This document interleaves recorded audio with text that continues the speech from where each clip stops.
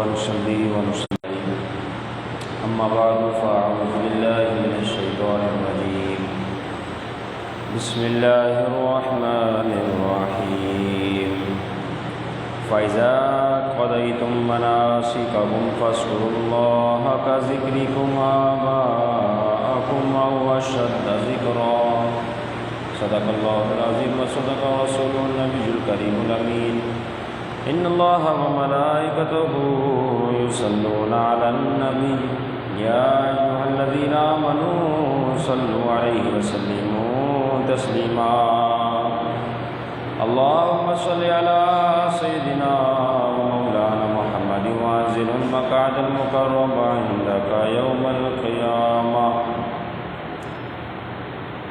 اللہ جل جلالہ وعظم برہانہ وعظم شانہ کا حمد و ثنا سرکار فخر کائنات قائد المرسلین خاتم النبیین صلی اللہ تعالیٰ علیہ وسلم کی بارگاہ میں درود و سلام کا نذرانہ پیش کرنے کے بعد الحمدللہ ہر اتوار بعد نماز ظہر درس قرآن کا یہ سلسلہ جاری ہے۔ رب تعالیٰ ہم سب کو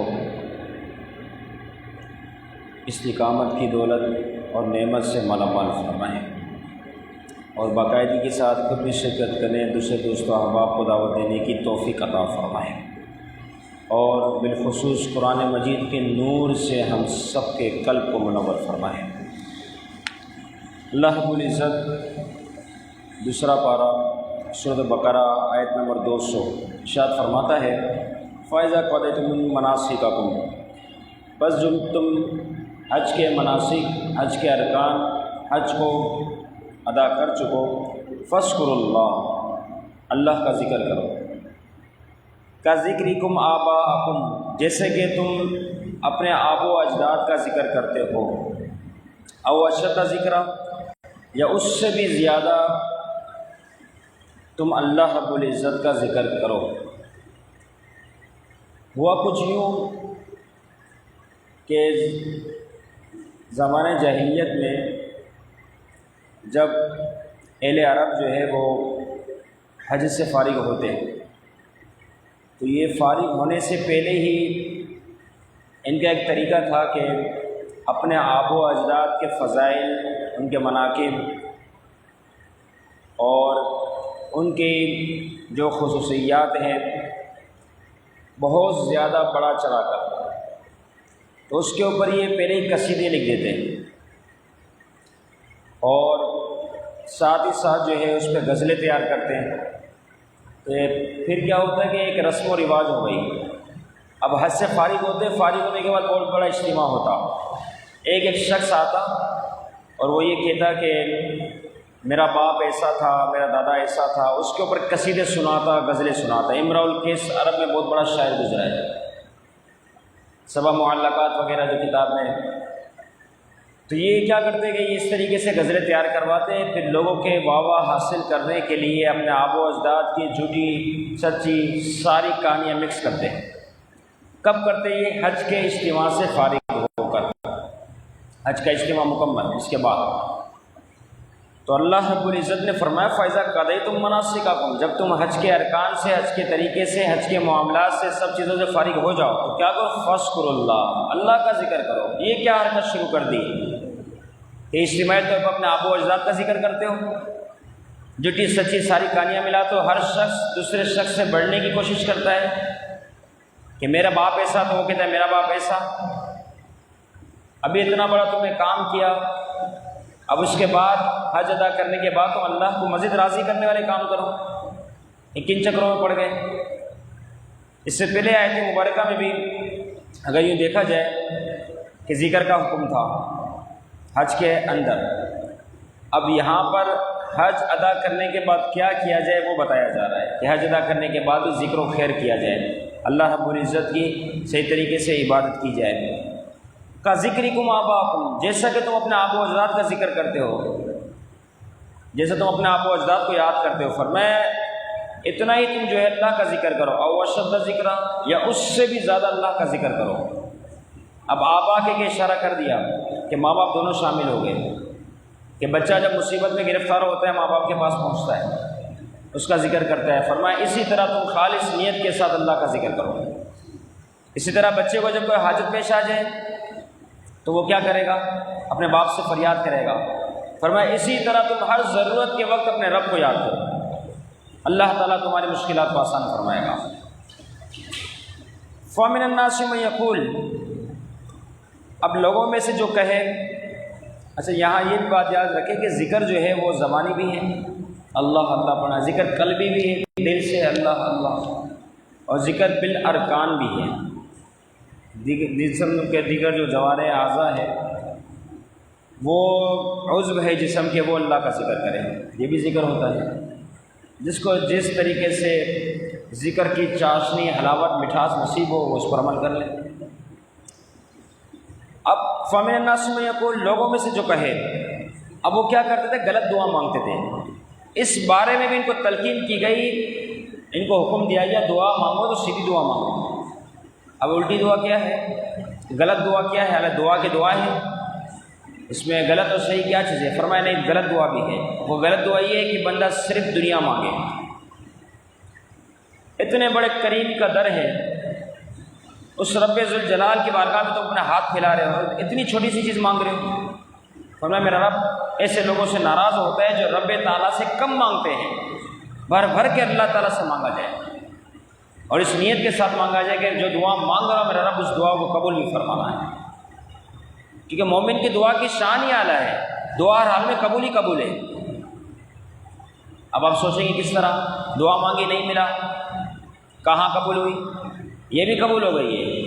وجہ یہ ہے کہ بندہ جو کوئی چیز مانگتا ہے، اب وہ رب ہے، پیدا فرمانے والا ہے، وہ جانتا ہے کہ میرے بندے کو اس کی حاجت ہے یا نہیں۔ اچھا اگر حاجت بھی ہے تو آیا اس کو دے دیا جائے تو اس کا فائدہ ہوگا یا نقصان ہوگا؟ وہ رب ہے، بڑا کریم ہے، بڑا مہربان ہے۔ تو بندہ گر گراتے دعا مانگ رہا ہے لیکن وہ دعا قبول نہیں ہو رہی، وجہ یہ کہ اب اس کے لیے فی الوقت ہی بہتر نہیں دیا جائے گا، لیکن پھر بھی فائدہ ہے۔ ایک فائدہ تو یہ ہوا کہ دعا مانگی نہ ملا تو اس کے لیے بہتر تھا اس لیے نہ دیا، یہ فائدہ۔ دوسرا فائدہ یہ ہے کہ جب دعا مانگی جا رہی ہے، مومن کی دعا ہے، تو فرمایا کہ آخرت میں اس کے لیے بے شمار اجر و ثواب ہوگا، یہاں تک کہ بروز محشر جب یہ اپنی نیکیوں کو دیکھے گا پہاڑ کے برابر ہوگی تو رب تعالیٰ کی بارگاہ میں عرض کرے گا اللہ اتنی نیکیاں میں نے کر لی، اتنی نیکیاں؟ تو میرا رب فرمائے گا کہ یہ نیکیاں وہ نہیں جو تو نے کی، بلکہ یہ تو اس طرح ہے جو دنیا میں تو دعائیں مانگتا تھا، تیری دعا اس وقت قبول نہ ہوئی، اس کے بدلے اللہ تجھے یہ اجر عطا فرما رہا ہے، بھر بھر کے اجر دے دیا گیا۔ تو ہر حال میں دعا کا فائدہ ہی فائدہ ہے، بد نصیب ہے جو دعا نہیں مانگتے۔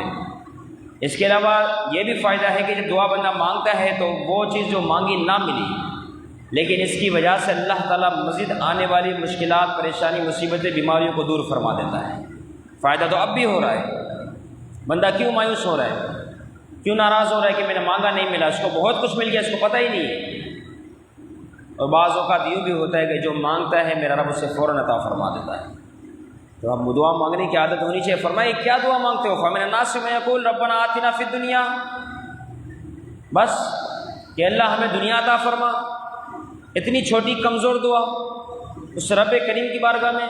فرمایا یہ دعا نہ مانگو، اگر کوئی دعا یہ مانگے گا ربنا آتنا فی الدنیا، اے اللہ ہمیں صرف دنیا میں عطا فرما، صرف دنیا میں۔ فرمایا وما لہ فی الآخرۃ من خلاق، ایسے کے لیے آخرت میں کوئی حصہ نہیں۔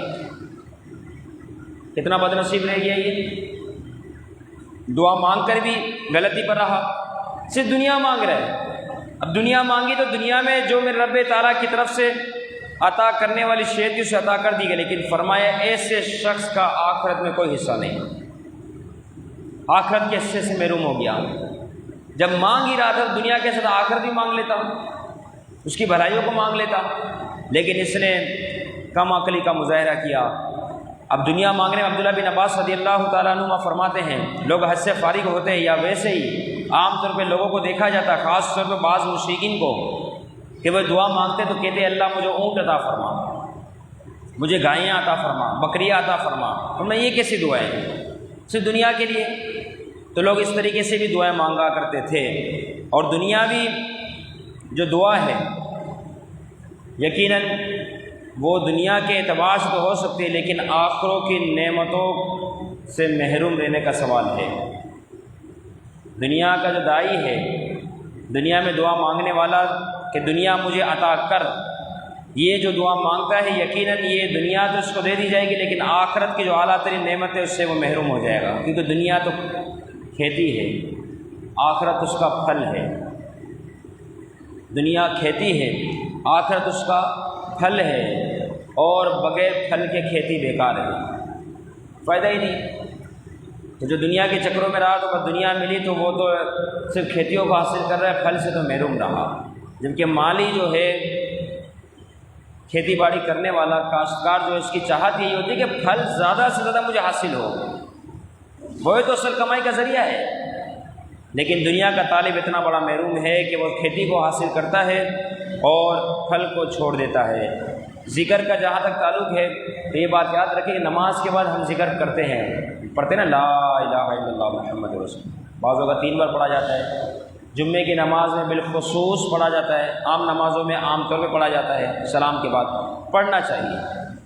یہ بات یاد رکھیں کہ پیارے محبوب علیہ السلام نماز کے فوراً بعد مع اصحاب کرام رضوان اللہ تعالیٰ علیہ مجمعین، یعنی دیگر تمام صحابہ کی جماعت کے ساتھ سلام پھیرتے ہی فوراً بلند آواز سے ذکر پڑھا کرتے تھے، لا الہ الا اللہ محمد رسول اللہ صلی اللہ علیہ وسلم۔ اور یہاں تک کہ لکھا گیا کہ اہل محلہ حضور علیہ السلام اور صحابہ کے ذکر سے گونج جایا کرتا تھا۔ آج ہمارے میں بڑی سستی پائی جاتی ہے، سلام پھیر کے فوراً یہاں ہوا، بہت بڑی تعداد ایسی ہے سلام پھیر کے یہاں ہوا بھاگنا شروع ہو جاتی ہے، کیونکہ ہم ذکر سے دن بدن دور سے دور ہوتے جا رہے ہیں۔ ایام تشریق ابھی گزرے ہیں حال میں، آپ دیکھ رہے تھے 9 ذی الحجہ کی فجر سے 13 ذی الحجہ کی عصر تک جس کے ایام تھے ایام تشریق، کتنا تیز آواز سے ذکر ہوتا تھا۔ تو وہ تو ایک خاص تسبیح تھی نا، اللہ اکبر اللہ اکبر لا الہ الا اللہ، لیکن اس کے علاوہ ہر نماز میں ان 5 دنوں کے علاوہ باقی سال کے سارے ایام ہیں، ان میں جتنی نمازیں ختم ہو سلام کے بعد بندہ بلند آواز سے ذکر کرے لا الہ الا اللہ محمد رسول اللہ صلی اللہ علیہ وسلم۔ تو یہی سنت مبارکہ بھی ہے اور اس ذکر کے بڑے فضائل بھی ہے کہ نماز سے فارغ ہو کر اس نے اپنے رب کو یاد کیا، حالانکہ نماز میں یاد کر چکا، لیکن نماز کے بعد اپنے آپ کو غافل نہ جانا، تو اس طریقے سے ہونا چاہیے۔ وفی الآخرۃ حسنات، تو فرمائے یہ آخرت کے حوالے سے ذکر نہ کرے نقصان میں، اس لیے دعا سکھا دی میرے رب نے۔ فرمایا کیا مانگو؟ فرمایا وَمِنْهُم مَّن يَقُولُ رَبَّنَا آتِنَا فِي الدُّنْيَا حَسَنَةً، ان میں سے جو لوگ یہ دعا کرتے ہیں کہ اللہ مجھے دنیا میں بھلائی عطا فرما، وَفِي الْآخِرَةِ حَسَنَةً، اور آخرت میں بھلائی عطا فرما، وَقِنَا عَذَابَ النَّارِ، اور ہمیں عذاب النار جہنم کے عذاب سے بچا۔ فرمایا یہ ہے کامل جامع معنی دعا کہ اس کے اندر دنیا کی بھلائیاں بھی آ گئی، آخرت کی برکتیں بھی آ گئی، اس کو رب تعالیٰ کی طرف سب کچھ عطا کر دیا گیا۔ کس حوالے سے؟ فرمایا ربنا آتنا فی الدنیا حسنہ، اے اللہ ہمیں دنیا میں بھلائیاں عطا فرما۔ اب دنیا کی بھلائیاں کیا ہو سکتی ہے؟ بیماریوں سے محفوظ، غموں سے محفوظ، پریشانیوں سے محفوظ، مصیبتوں سے محفوظ، ان تمام آفات و بلیات دنیا میں اس پہ اترنے دی، سب سے محفوظ ہو گیا۔ فرمایا بھلائی ایسے عطا کر دی گئی، کتنی جامع دعا ہو گئی۔ اب دنیا تک معاملہ نہ رکا، فرمایا آخرت کو بھی یاد کرو، وفی الآخرۃ حسنہ، اے اللہ آخرت میں بھلائی عطا فرما۔ اب آخرت کی بھلائی کیا ہوگی؟ قبر میں اتارا گیا، قبر کی منزلیں، حشر کے معاملات، پل صراط کے معاملات، اس طریقے جو آخرت کے معاملات ہیں، خاص طور پر بروز محشر جب حساب کتاب کا معاملہ ہوگا، تو فرمایا اس دعا میں ان تمام چیزوں کے لیے بھی رحمتوں و برکتوں کا سوال کر دیا گیا۔ تو دنیا کی بھی رحمتیں برکتیں بھلائیاں ایسے مل گئی، آخرت کی بھی رحمتیں برکتیں بھلائیاں ایسے مل گئی۔ کتنا بڑا خوش نصیب یہ شخص ہوا جس نے ان دونوں چیزوں کو ہی مانگ لیا۔ تو دعا مانگی جائے ربنا آتنا فی الدنیا حسنۃ وفی الآخرۃ حسنۃ وقنا عذاب النار، یہ رب تعالیٰ کی طرف سے خود تعلیم ہے، بندوں کو سکھائی گئی، یہ دعا اس طرح مانگو اور نیت کر کے مانگو۔ جب بڑھو ربنا آتنا فی الدنیا حسنہ، تو دنیا کی بھلائی عطا فرما، ساری بھلائیاں مراد ہے۔ وفی الآخرۃ حسنہ، تو اس وقت ذہن رکھ لے بندہ آخرت کی ساری بھلائیاں مجھے عطا ہو جائے۔ وقنا عذاب النار، تو ذہن رکھ لے کہ اللہ مجھے جہنم کے عذاب سے بچا لے۔ تو ساری چیزیں اس کے اندر اس طریقے سے جو ہے آ گئی۔ اب بات یہ ہے کہ کوئی شخص صرف سوچتا ہے، دعا نہیں مانگتا، مقصد اس کو معلوم ہے، کہتا ہے میرا رب سب جانتا ہے، نہیں مانگتا، میرا رب سب جانتا ہے، تو یہ بھی کوئی اچھا شخص نہ ہوا۔ اس کی وجہ یہ ہے بندے کی عبدیت اور رب کی ربوبیت کا اظہار دعا ہی سے تو ہوتا ہے۔ عارض اور معروض کا جو معاملہ ہے وہ دعا ہی سے تو ہے کہ دعا مانگی جائے۔ اب مثال کے طور پر اب بندہ جو ہے وہ بندے کی عبدیت ہے دعا مانگنا، اور رب کی ربوبیت ہے کہ اسے عطا فرمائے۔ اب جب دعا بندہ مانگے نہ سوچ لے بس مقصد میرے ذہن میں ہے، میرا رب جانتا ہے، تو وہ تو اس عمل سے دور ہو گیا۔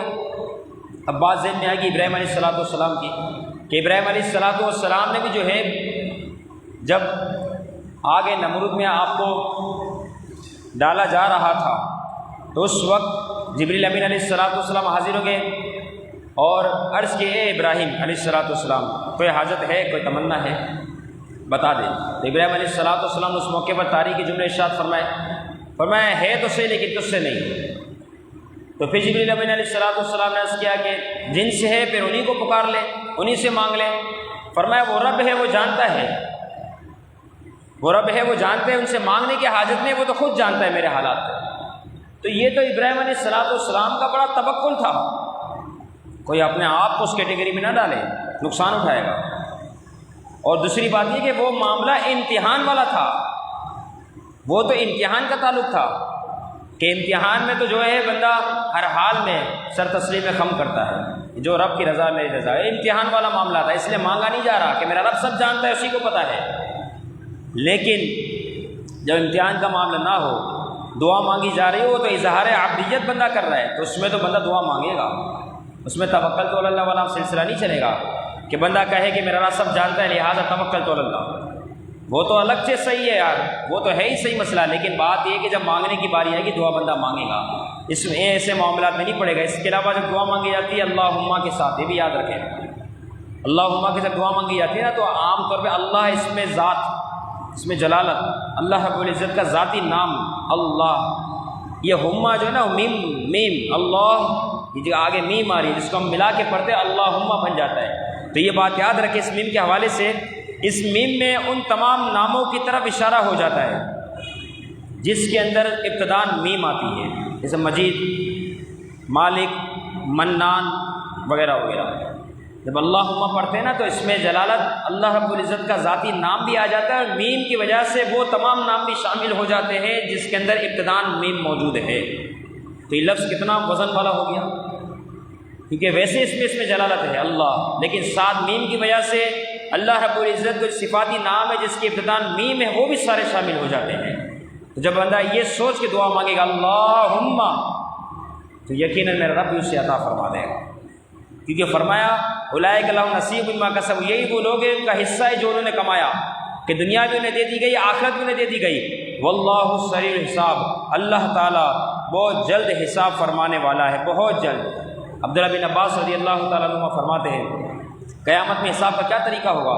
فرمایا ہر شخص کے ہاتھ میں نامہ اعمال کا معاملہ تھما دیا جائے گا، پکڑ اپنے نامہ اعمال، جو نیکوکار ہوگا اس کے سیدھے ہاتھ میں نامہ اعمال ہوگا، جو بدکار ہوگا اس کے الٹے ہاتھ میں نامہ اعمال ہوگا۔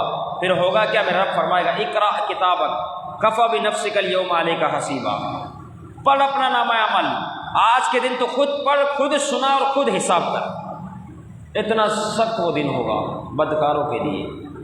نیکوکار کی تو شان ہی اعلیٰ ہے جس کے سیدھے ہاتھ میں نامہ اعمال دے دیا گیا، اللہ تعالیٰ ہم سب کے سیدھے ہاتھ میں نامہ اعمال تھامنا نصیب فرمائے، اس کی تو شان ہی اعلیٰ ہوگی۔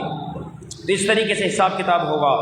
اب حضور علیہ السلام اس دعا کے حوالے سے خاص ایک نکتہ، حضور علیہ السلام ایک صحابی رسول جو بیمار تھے، ان کی